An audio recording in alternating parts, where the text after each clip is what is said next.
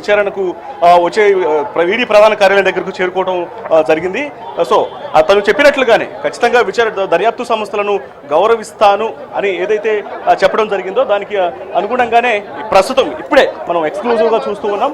ED విచారణకు కేటీఆర్ వస్తున్నటువంటి visuals అయితే చూస్తూ ఉన్నాం. సో ఇక మరికొద్ది సేపట్లోనే ఈడీ యొక్క విచారణ ప్రారంభం కాబోతోంది. సో మరి ఈ యొక్క విచారణ అనేది ఎన్ని గంటల పాటు జరగబోతోంది అనేది కూడా ప్రస్తుతం సస్పెన్స్గా మారింది. ఎందుకంటే మొదటి నుంచి కూడా కేసులకు సంబంధించి తను ఇవన్నీ బూటకుప్పు కేసులు, ఇవన్నీ లొట్టపీసు కేసులే తప్ప ఇందులో ఎటువంటి నిజము లేదు అంటూ కూడా కేటీఆర్ తెలియజేస్తూ వస్తున్నారు. అలాగే వైపున తను తెలియజేస్తూనే కానీ న్యాయస్థానాల ముందు మాత్రం ఖచ్చితంగా ఫైట్ చేస్తాము అనేటువంటి విషయాన్ని కూడా తెలియజేస్తున్నారు. అయితే ఎప్పుడైతే ఇక్కడకు కేటీఆర్ చేరుకోవడం జరిగిందో వీటన్నింటికి సంబంధించి కూడా ఇక్కడ పెద్ద ఎత్తున బీఆర్ఎస్ శ్రేణులు రావడం జరిగింది. వాళ్ళందరూ కూడా నినాదాలు చేస్తున్నారు. మరోవైపున బీఆర్ఎస్ శ్రేణులు, మరోవైపున పోలీసుల మధ్య కొంత తోపులాట జరిగేటువంటి పరిస్థితి కూడా కనిపిస్తుంది. ఎందుకంటే ఇది కేసులకు సంబంధించి మొదటి నుంచి కూడా ఆ వ్యతిరేకత అనేది వ్యక్తం అవుతున్నటువంటి ఆ పరిస్థితుల్లోనే ఖచ్చితంగా వీటన్నిటిని కూడా అంటే కొద్దిసేపటి క్రితమే మనం చూసాము. ట్విట్టర్ వేదికగా కూడా ఒక మెసేజ్ను రిలీజ్ చేస్తూ అందులో చాలా స్పష్టంగా తెలియజేశారు కేటీఆర్. ఇది ఫార్ములా ఈ కార్ రేస్లో తన మీద నమోదు చేసినటువంటి కేసులు ఏవైతే ఉన్నాయో ఇవన్నీ కూడా ఒక చెత్త కేసులు. ఖచ్చితంగా హైదరాబాదు బ్రాండ్ ఇమేజ్ను పెంచడం కోసం మాత్రమే ఫార్ములా ఈ కార్ రేస్ను తాను తీసుకురావడం జరిగింది. ఇందులో వచ్చినటువంటి ఆదాయం అనేది దాదాపు 700 కోట్ల రూపాయల వరకు ఉంది. ఇవన్నీ కూడా పక్కన వదిలేసి రాజకీయ కక్షతో ఈ కేసులను పెట్టడం అనేది చాలా దుర్మార్గం. కానీ నిరంతరం తెలంగాణ ప్రతిష్టను కాపాడటం కోసం, ఇమేజ్ పెంచడం కోసం తాను ప్రయత్నం చేస్తూనే ఉంటాను. సో ఇట్లాంటి కేసులకు ఏమాత్రం భయపడను అంటూ కూడా కొద్దిసేపటి క్రితమే ఒక మెసేజ్ను కూడా రిలీజ్ చేశారు. సో రిలీజ్ చేసినట్టు కొద్దిసేపటికి ఆయన గండిపేట నివాసం నుంచి డైరెక్ట్గా ఇప్పుడు ఈడీ ప్రధాన కార్యాలయానికి చేరుకున్నారు. ఇక మనకు అందుతున్నటువంటి సమాచారాన్ని బట్టి ఇప్పటికే ఈడీ అధికారులు కూడా చేరుకున్నారు కాబట్టి మరికొద్దిసేపట్లోనే విచారణ మొదలు కాబోతోంది. అయితే మరి అడ్వకేట్తో సహా విచారణకు వచ్చారా లేదంటే కేటీఆర్ ఒక్కరే లోపలికి వెళ్తారా అనేది ప్రస్తుతం చూడాల్సినటువంటి అవసరం అయితే ఉంటుంది. ఎందుకంటే మన రీసెంట్గా ఏసీబీ విచారణ జరిగినప్పుడు ఆ సమయంలో ఇటు ఏసీబీకి సంబంధించినటువంటి అధికారులు న్యాయవాదితో సహా అనుమతి లేదని తెలియజేసిన తర్వాత కేటీఆర్ తను కోర్టుకు వెళ్ళి ఆ తర్వాత న్యాయవాదిని లోపలికి వెళ్ళేలాగా పర్మిషన్ తెచ్చుకున్నారు. ఇప్పుడు అదే పరిస్థితి ఉంటుందా లేకపోతే ఒకరే వెళ్తారా, ఒకవేళ న్యాయవాదితో సహా వెళ్తే లోపలికి రాణిస్తారా అనేది ప్రస్తుతానికి క్వశ్చన్ మార్క్గా మారింది. ఒకసారి విజువల్స్ లో చూడొచ్చు. ఈడీ కార్యాలయానికి కేటీఆర్ చేరుకున్నారు.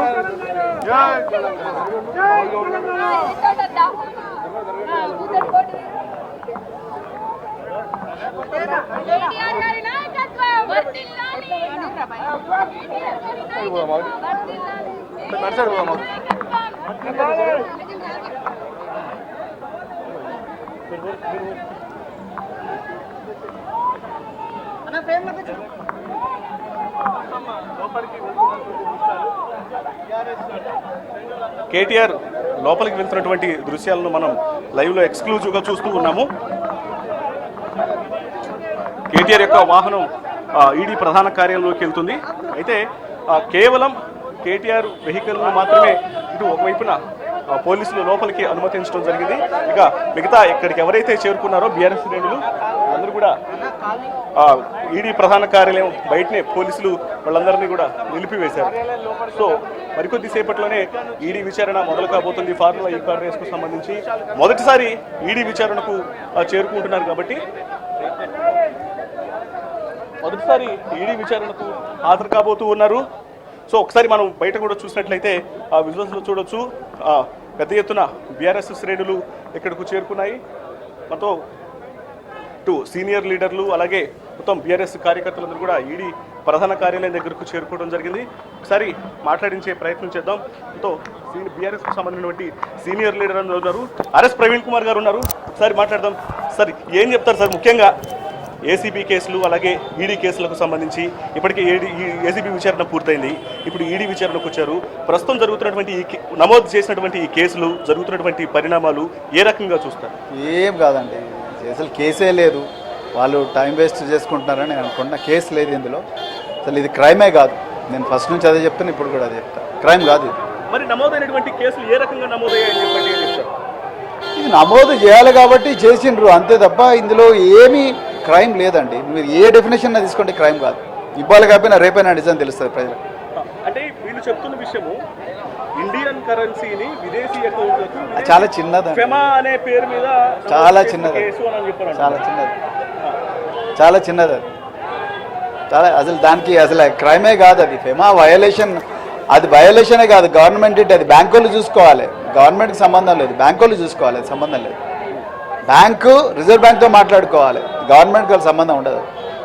అది ఐఓబి వాళ్ళు చూసుకోవాలి, ఇండియన్ ఓవర్సీస్ బ్యాంక్ వాళ్ళు చూసుకోవాలి. తెలంగాణ గవర్నమెంట్ సంబంధం లేదు. మరి ఎందుకు అంటే ప్రమేయం లేకుండా కేటీఆర్ గారిని ఈ కేసులో కాంగ్రెస్ బీజేపీ రెండు కుమ్మక్కై బీఆర్ఎస్ను కనుమరుగు చేయాలని ప్రయత్నం చేస్తున్నారు. అది ఇంపాసిబుల్, అయ్యేది కాదు. అందుకొరకే ఆయన ఏసీబీ కేసు పెట్టక ఇక్కడ ఈడీ కేసు పెట్టిండ్రు. ఏమీ కాదు. నేను చెప్తున్నా, ఇవాళ కాకపోయినా 100 రోజులకైనా, ఒక సంవత్సరానికైనా నిజం ప్రజలకు తెలుస్తుంది. నేను ఒక పోలీస్ ఆఫీసర్గా చెప్తాను, ఒక రాజకీయ నాయకుడిగా చెప్తాను. ఇదే ఆఫీస్లో 2 సంవత్సరాలు వైట్ కాలర్ అఫెన్సెస్ ఇన్వెస్టిగేట్ చేసినా నాకు తెలుసు ఏం జరుగుతుందో. ఏమీ కాదు. ఇప్పటి వరకు ఈడీ 6000 కేసులు రిజిస్టర్ చేసింది. 0.5% మాత్రమే కన్విక్షన్ ఉండదు. మీరు అర్థం చేసుకోవచ్చు.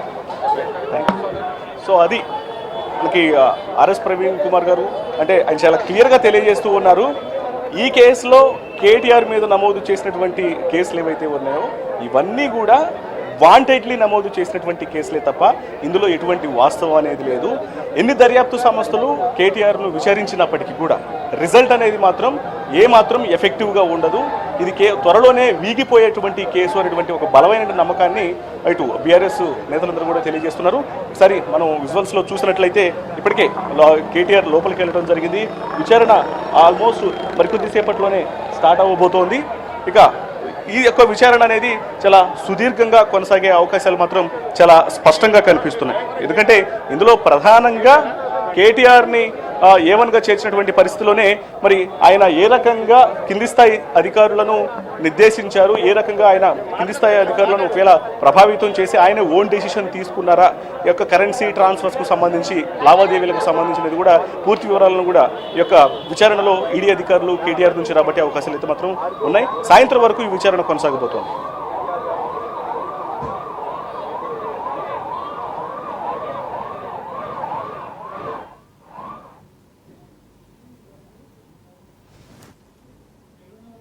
యొక్క విచారణ అనేది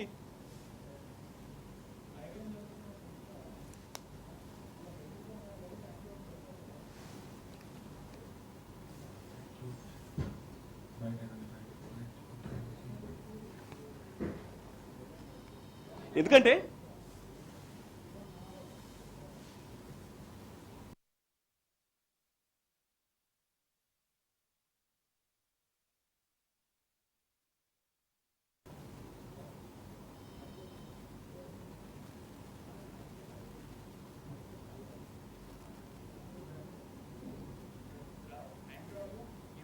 మాజీ మంత్రి కేటీఆర్ ఈడీ విచారణకు హాజరయ్యారు. ఒంటరిగానే విచారణకు విచ్చేశారు. ఫార్ములా ఈ రేస్ కేసులో ఏసీబీ కేటీఆర్ పై కేసు ఫైల్ చేయగా మనీ లాండరింగ్ జరిగిందని ఈడీ కూడా కేసు బుక్ చేసింది. దీంతో ఆయన ఈడీ ఆఫీస్ కు విచారణకు హాజరయ్యారు. కేటీఆర్ ఈడీ విచారణ నేపథ్యంలో బీఆర్ఎస్ శ్రేణులు భారీగా ఈడీ ఆఫీస్ వద్దకు చేరుకున్నారు. ప్రభుత్వానికి వ్యతిరేకంగా నినాదాలు చేస్తున్నారు. ఇక మరోవైపు ఫార్ములా ఈ రేస్ కేసుపై ఈడీ ఆయన్ను ప్రశ్నించనుంది.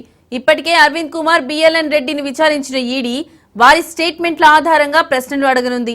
ఫార్ములా ఈ రేస్ లో ₹1 కూడా వృధా కాలేదని, ప్రతి పైసా లెక్క ఉందని సోషల్ మీడియా ద్వారా వెల్లడించారు. ఫార్ములా ఈ రేస్ తో హైదరాబాద్ ప్రతిష్ట పెంచామని కేటీఆర్ తెలిపారు.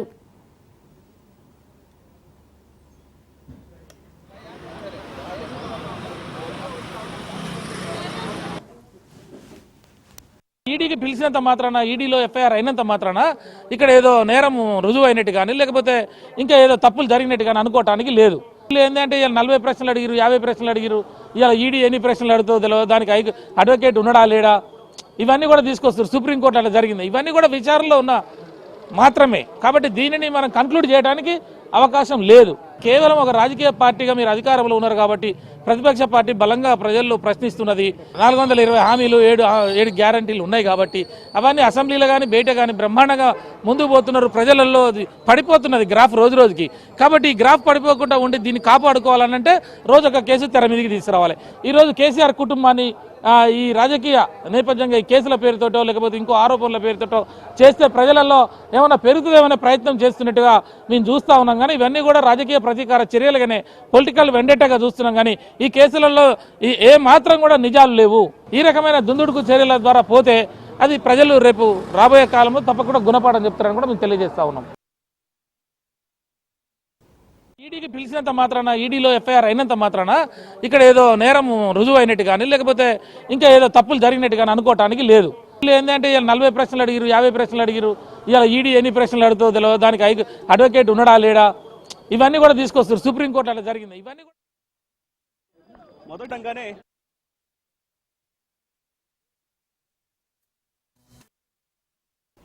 మాజీ మంత్రి కేటీఆర్ ఈడీ విచారణకు హాజరయ్యారు. ఒంటరిగానే విచారణకు విచ్చేశారు. ఫార్ములా ఈ రేసు కేసులో ఏసీబీ కేటీఆర్ పై కేసు ఫైల్ చేయగా మనీ లాండరింగ్ జరిగిందని ఈడీ కూడా కేసు బుక్ చేసింది. దీంతో ఆయన ఈడీ ఆఫీస్ కు విచారణకు హాజరయ్యారు. కేటీఆర్ ఈడీ విచారణ నేపథ్యంలో బీఆర్ఎస్ శ్రేణులు భారీగా ఈడీ ఆఫీస్ వద్దకు చేరుకున్నారు. ప్రభుత్వానికి వ్యతిరేకంగా నినాదాలు చేస్తున్నారు. ఇక మరోవైపు ఫార్ములా ఈ రేసు కేసుపై ఈడీ ఆయన్ని ప్రశ్నించనుంది. ఇప్పటికే అరవింద్ కుమార్, బిఎల్ఎన్ రెడ్డిని విచారించిన ఈడీ వారి స్టేట్మెంట్ల ఆధారంగా ప్రశ్నలు అడగనుంది. ఫార్ములా ఈ రేసులో ₹1 కూడా వృధా కాలేదని, ప్రతి పైసా లెక్క ఉందని సోషల్ మీడియా ద్వారా వెల్లడించారు. ఫార్ములా ఈ రేసుతో హైదరాబాద్ ప్రతిష్ట పెంచామని కేటీఆర్ తెలిపారు.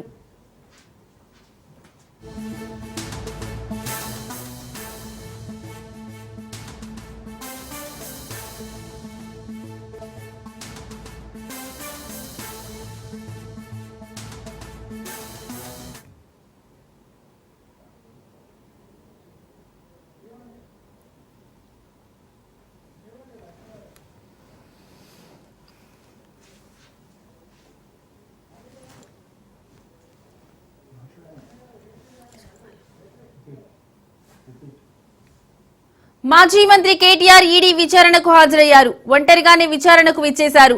ఫార్ములా ఈ రేసు కేసులో ఏసీబీ కేటీఆర్ పై కేసు ఫైల్ చేయగా మనీ లాండరింగ్ జరిగిందని ఈడీ కూడా కేసు బుక్ చేసింది. దీంతో ఆయన ఈడీ ఆఫీస్ కు విచారణకు హాజరయ్యారు. కేటీఆర్ ఈడీ విచారణ నేపథ్యంలో బీఆర్ఎస్ శ్రేణులు భారీగా ఈడీ ఆఫీస్ వద్దకు చేరుకున్నారు. ప్రభుత్వానికి వ్యతిరేకంగా నినాదాలు చేస్తున్నారు.